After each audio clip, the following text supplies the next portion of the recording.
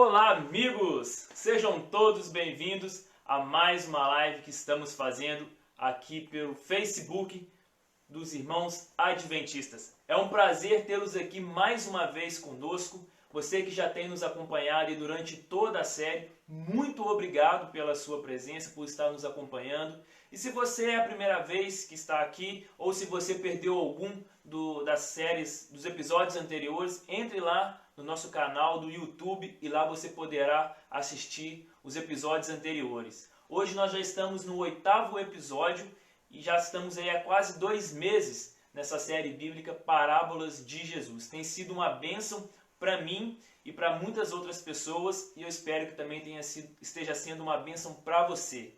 Eu gostaria de dar aqui as boas-vindas às pessoas que já estão nos acompanhando. Gostaria de dar as boas-vindas a Eliana, também a Giovana, a Fernanda Souza. Sejam todos bem-vindos, obrigados pela sua participação.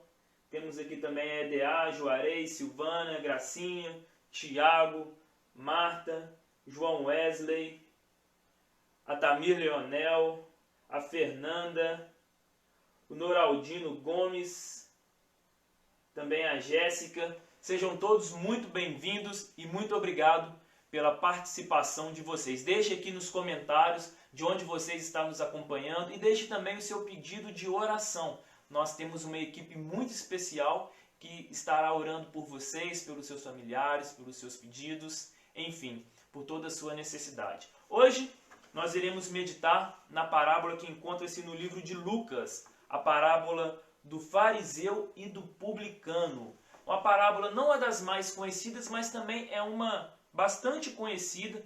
Muitas igrejas usam essa parábola para ensinar alguns princípios e hoje nós iremos meditar nessa parábola. Convido você a pegar a sua Bíblia, livro de Lucas, capítulo 18, a partir do verso 9. Lucas, capítulo 18, a partir do verso 9, corra lá, pegue sua Bíblia, mas antes de lermos e meditarmos, nós iremos fazer uma oração pedindo aqui a intercessão do Espírito Santo. Feche seus olhos, ore comigo. Senhor Deus, Senhor Criador, mantenedor de todas as coisas, louvado e exaltado seja teu santo nome, Senhor. Glórias te damos por tudo que o Senhor é e por tudo que o Senhor faz em nossas vidas.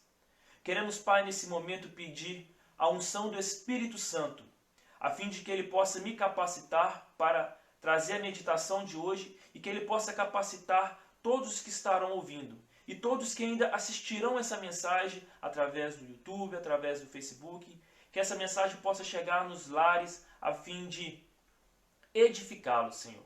E da mesma forma que o Senhor instruiu Lucas através do Espírito Santo, que esse mesmo Espírito possa estar conosco essa noite, a fim de nos capacitar e nos habilitar para podermos meditar em Sua Palavra. Nós oramos, Pai, em nome e por amor de Jesus. Amém. Pegou sua Bíblia? Evangelho de Lucas, capítulo 18, a partir do verso 9. Podemos ler? Você que ainda não pegou sua Bíblia ainda dá tempo. Lucas 18, a partir do verso 9, que vem com o título A Parábola do Fariseu e do Publicano. O texto diz assim: Propôs também esta parábola a alguns que confiavam em si mesmos, por se considerarem justos e desprezavam os outros. 2 homens subiram ao templo com o propósito de orar. Um fariseu e o outro publicano. O fariseu, posto em pé, orava de si para si mesmo desta forma: Ó Deus, graças te dou porque não sou como os demais homens, roubadores, injustos e adúlteros, nem ainda como este publicano. Jejuo 2 vezes por semana e dou o dízimo de tudo quanto ganho. O publicano, estando em pé, longe, não ousava ainda levantar os olhos ao céu, mas batia no peito, dizendo: Ó Deus, sê propício a mim, pecador. Digo-vos que este desceu justificado para a sua casa, e não aquele. porque todo o que se exalta será humilhado, mas o que se humilha será exaltado. Olha que parábola maravilhosa, quantas lições nós poderemos tirar dela essa noite. A primeira pergunta que nós devemos fazer é por que Jesus resolveu contar essa parábola? A resposta para essa pergunta encontra-se logo no início do texto, no verso 9, onde ele diz que ele propôs essa parábola a alguns que confiavam em si mesmos, por se considerarem justos e desprezavam os outros. Enquanto Jesus estava ali ensinando, se você voltar à sua Bíblia e ver, aqui Jesus pôde ensinar várias coisas. Jesus estava falando sobre vários princípios. E quando Jesus estava falando, tinha ali algumas pessoas que consideravam justas e que achavam-se dignas de mérito. Então Jesus, conhecendo o coração dessas pessoas, resolveu contar essa parábola. E eu fico maravilhado que Jesus, quando ele ensinava e quando ele até mesmo repreendia, ele fazia com amor. Jesus nunca chegou cortando as pessoas com falta de educação ou simplesmente desfazendo delas. Ele sempre contava uma parábola, a fim de que com essa parábola ele pudesse ilustrar alguma coisa e ensinar aquelas pessoas. Sempre com amor. E nessa parábola nós encontramos aqui dois personagens principais, o publicano e o fariseu. Mas o que vem a ser um publicano e o que vem a ser um fariseu? O publicano era uma pessoa que trabalhava cobrando impostos. Mas essa pessoa ela era muito mal vista pela sociedade. Lembre-se que no tempo de Jesus, o povo de Israel eles eram dominados pelos romanos. Então Roma estipulava que as cidades, as províncias, pagassem impostos a Roma. E muitos desses cobradores de impostos eram os próprios judeus, o próprio povo de Israel. Então aquela pessoa, o publicano, que trabalhava na cobrança de impostos, ele, além de ser visto como uma profissão ruim, ele era também visto como um traidor. Porque Israel já vivia sob um jugo romano. Eles sofriam altas taxas, eles eram quase que escravizados. E quando tinham do próprio povo que faziam com que o povo pagasse esses impostos, ele era muito mal visto. E detalhe, como que o publicano ele tirava o seu lucro? Roma estipulava um determinado valor para os impostos. Tudo que o publicano conseguisse além daquilo era para ele. Então muitos eles extorquiam o seu próprio povo. E por isso eles eram assim tão repudiados e vistos assim de uma forma tão ruim. Nós vemos também a história de Zaqueu. Zaqueu também ele era um cobrador de impostos. E Jesus foi ter com ele e as pessoas se escandalizaram. Temos também a história de Mateus, ele também era um cobrador de impostos. Então são pessoas que não eram muito bem vistas na sociedade. Estes são os publicanos. Agora, quem são os fariseus? Os fariseus, eles são muitas das vezes vistos como pessoas ruins. Mas na verdade, eles não são, por essência, pessoas ruins. Como que começou a história dos fariseus? Segundo Flávio Joséfo, um historiador do primeiro século, havia no tempo de Jesus ali cerca de 6.000 fariseus.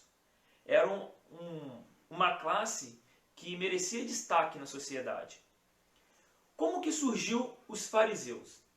Por volta de 331 a.C., quando o povo grego, sempre quando o povo grego ele tentava tomar uma região, eles tentavam helenizar aquela pessoa, eles tentavam ensinar a cultura deles.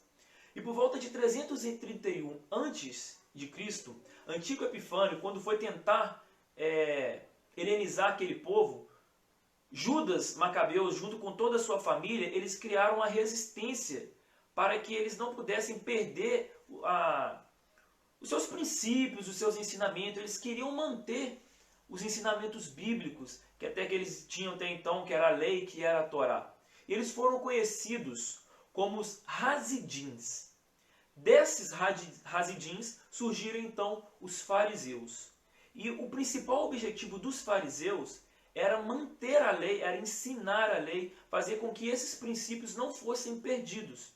Eles tinham muita a questão da purificação, muitas das vezes eles se distanciavam das pessoas, ficavam nas sinagogas, eles tinham um certo afastamento e o maior objetivo deles era poder ensinar a lei. Só que com o passar do tempo, eles começaram a ser muito elitizados, eles se sentiam muito elitizados. Pessoas, muitas das vezes, inacessíveis, pessoas muito poderosas, que tinham um conhecimento muito elevado e foram criando alguns problemas. E dentre os problemas que os fariseus tinham, e por isso muitas das vezes que Jesus ele confronta esses fariseus, é porque um dos problemas que eles tinham era o senso de justiça própria. Eles acreditavam que pelos seus próprios méritos eles eram dignos de justificação. Nós vemos aqui que a oração do fariseu, ele se exalta, né? Ele vê aqui que ele bate no peito falando que jejua 2 vezes por semana, dá o dízimo de tudo quanto tem. Ele agradece por não ser como aquelas outras pessoas, roubadores, adúlteros, e aqui ele faz a menção ao publicano. Então eles se consideravam pessoas melhores. Eles acreditavam que pelos seus bons feitos, eles eram dignos de mérito, dignos de salvação, dignos de justificação. Mas eu quero fazer uma pergunta para você esta noite. E eu gostaria que você fosse muito sincero. Não precisa comentar, não precisa falar nada. Queria que você fizesse uma autoanálise.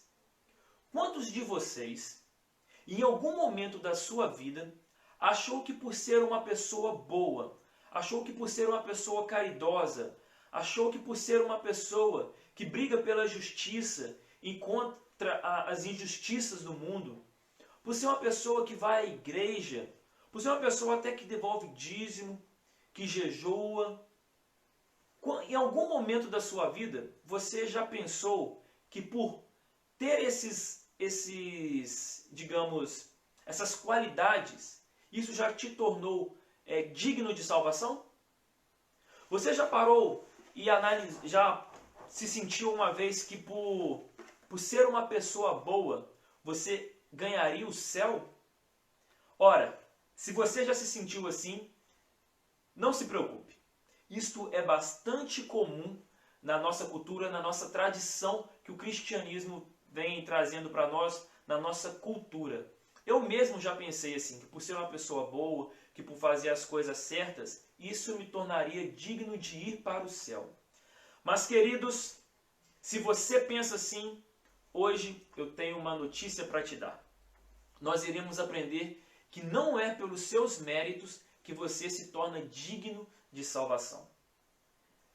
Veja, se você pudesse se tornar digno de salvação pelos seus próprios méritos, quando você chegasse no céu, você poderia bater no peito e dizer: eu estou aqui porque eu fui uma pessoa boa. Só que ao fazer isso, você acaba tirando o sacrifício de Jesus. Se nós pudéssemos ser salvos pelos nossos méritos, por ser uma pessoa boa, não era necessário que Jesus viesse a essa terra. Tem inclusive uma classe de cristãos evangélicos que acreditam que em determinado momento da história de Israel, as pessoas eram salvas por cumprir a lei. Mas, queridos, eu volto a dizer, se pudesse existir apenas uma pessoa sequer que pudesse alcançar a salvação através de cumprir a lei, de cumprir os mandamentos e por ser uma pessoa boa, não era necessário que Jesus viesse até essa terra. Por isso, nós não somos salvos pelos nossos méritos. Nós somos salvos única e exclusivamente pelos méritos de Cristo. Se Cristo não tivesse vindo a essa terra e morrido por nós, nós não poderíamos obter a salvação.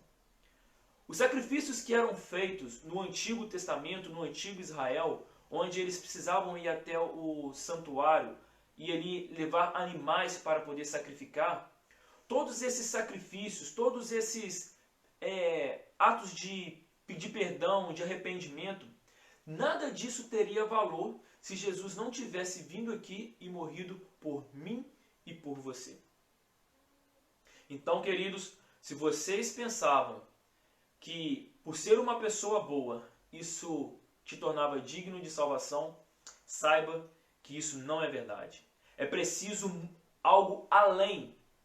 É preciso você aceitar o sacrifício de Jesus, aceitá-lo como Senhor da sua vida e como Salvador da sua vida.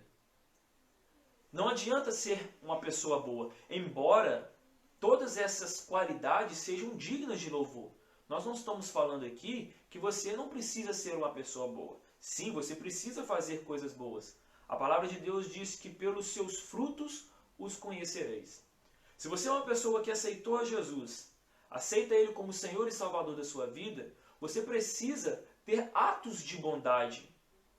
E isso vai mostrando o quanto você tem sido transformado pelo poder do Espírito Santo e fazer com que você possa produzir frutos. Eu me lembrei, certa vez, quando eu estava trabalhando, eu encontrei um senhor e nós começamos a conversar. E eu não lembro por que cargas d'água, nós começamos um assunto e ele tinha comentado que a sua esposa tinha sido acometida por uma doença. Salvo engano, era um câncer. E ele contando para mim que nas suas orações, ele pediu para Deus que ela pudesse ser curada, porque ele já tinha feito muitas coisas boas. E ele disse para mim, que ele já tinha uns pontinhos com Deus. E não era possível que Deus não ia atendê-lo. Afinal de contas, ele já tinha feito muitas coisas boas para outras pessoas. E infelizmente muitas pessoas pensam assim, que pelos seus méritos, por ter sido uma pessoa boa, elas são dignas de bênção ou dignas de salvação. E não é bem assim. Muitas das vezes, pessoas ruins acabam sendo prósperas nessa terra e pessoas boas acabam não sendo tão prósperas. Isso muitas das vezes faz com que as pessoas possam questionar a justiça de Deus. Mas, queridos, que hoje você possa entender que não é por ser uma pessoa boa que isso te torna digno de salvação. Uma outra lição que nós podemos tirar dessa parábola, além de lições espirituais, é também uma lição, digamos, moral e social. Infelizmente, a nossa sociedade, ela tende a fazer acepção de pessoas. Talvez por você ocupar um certo cargo, ou ter uma certa profissão, isso faz com que a sociedade comece a te colocar em certos patamares. Isso, com o passar do tempo, faz com que as pessoas comecem a se sentir soberbas, começam a se sentir melhores que as outras. E isso não é correto. Jesus, ele não fazia acepção de pessoas. Jesus, na verdade, a maior parte do tempo, ele passou com pessoas humildes e pessoas rejeitadas pela sociedade. E se nós nos consideramos cristãos, nós precisamos ter a Jesus como o nosso principal exemplo. É comum que durante a nossa vida, em algum momento, você tenha, talvez até de forma inocente, sem perceber, ter desfeito de alguém. Ou você, até mesmo quando nós estamos no sinal e nós ali encontramos uma pessoa que está pedindo alguma coisa, é comum nós vermos pessoas nem sequer abrir o vidro, não conversar e desfazer, e por se considerar talvez numa profissão mais elevada, se considerar melhores que outras pessoas. Muitas das vezes nós vemos pessoas se considerarem intocadas, pessoas que se consideram acima da lei, acima de qualquer coisa. E nesse momento em que nós estamos vivendo, nesse momento de pandemia, nós podemos ver um certo nivelamento. Não adianta você ter poder, não adianta a sua profissão, a sua influência social, quanto dinheiro você tem, que quando as pessoas estão sendo acometidas por essa doença, não importa as suas posses. E nesse momento nós vemos que nós somos todos de carne e osso. Nós somos iguais, todos nós somos filhos de Deus. E perante Deus, todos nós temos a mesma importância. Eu já disse aqui outra vez que se você fosse a única pessoa dessa terra a qual precisasse ser salva, Jesus teria vindo aqui e morrido por você. Ele teria vindo aqui e sofrido tudo o que sofreu, só por você. Nós temos a tendência de generalizar, coletivizar, né, o sacrifício de Cristo. Nós vemos, Jesus morreu para salvar todo mundo, sim, é verdade. Mas poucas vezes nós vemos o sacrifício de Jesus como algo pessoal. Ele veio e morreu para me salvar. Ele veio e sofreu por mim. E quando você pensa dessa maneira, o sacrifício dele começa a ter um peso diferente. Ele começa a ser mais pessoal. E quando você começa a passar por situações que você sabe que é errado, quando o pecado começa a falar mais forte em sua vida, e você vê que o sacrifício de Cristo foi algo pessoal, o pecado ele começa a ser visto de uma maneira diferente. Quando você vê de uma maneira geral, você começa a pensar, todo mundo faz, isso já é comum. Mas quando você vê o sacrifício de Cristo de uma maneira pessoal, isso tem um peso muito diferente. E é interessante que Jesus ele termina essa parábola dizendo o seguinte: porque todo o que se exalta será humilhado, mas o que se humilha será exaltado. Jesus aqui ele vem nos ensinar que nós não somos melhor que ninguém. Se você, infelizmente, é uma pessoa que se considera melhor que outras pessoas, seja pela sua posição social, seja pelo seu poder aquisitivo, Jesus vem nos ensinar essa noite que todas as pessoas que se exaltam, elas serão humilhadas. Mas as pessoas que se humilham, um dia elas serão exaltadas. Isso é algo que completa ou está em comum acordo com o que nós vimos lá em Mateus capítulo 5, onde nós temos aqui o Sermão do Monte e as bem-aventuranças. Jesus começa dizendo que bem-aventurados os humildes de espírito, porque deles é o reino dos céus. Bem-aventurados os que choram, porque serão consolados. Bem-aventurados os mansos, porque herdarão a terra. Bem-aventurados os que têm fome e sede de justiça, porque serão fartos. Bem-aventurados os misericordiosos, porque alcançarão misericórdia. Bem-aventurados os limpos de coração, porque verão a Deus. Bem-aventurados os pacificadores, porque serão chamados filhos de Deus. Bem-aventurados os perseguidos por causa da justiça, porque deles é o reino dos céus. Bem-aventurados sois quando por minha causa vos injuriarem e vos perseguirem, e mentindo disserem todo mal contra vós. Regozijai-vos e exaltai, porque é grande o vosso galardão nos céus, pois assim perseguiram os profetas que viveram antes de vós. Jesus vem dizendo que se você se considera como aquele publicano, que você consegue bater no peito e reconhecer que você era um pecador, que não é pelos seus méritos que você alcança a salvação, mas que você depende de Jesus, que você depende de Deus na sua vida. Se você é uma pessoa assim, Deus seja louvado. Mas se você ainda não era uma pessoa assim, meus queridos, Jesus tem um convite para você essa noite. Que você possa fazer uma análise de consciência e ver em qual situação você se encontra. O dia em que você começar a ver a sua vida pelo prisma de Jesus, você verá que você não é tão autossuficiente assim.